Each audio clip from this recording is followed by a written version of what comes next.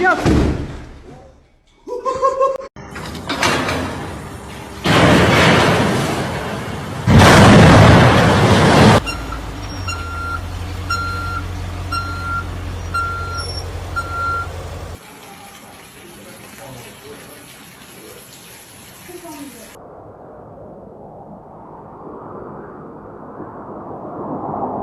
And then when we start drinking, we quit thinking, and then we just don't think. We just drink, and we end up drunk.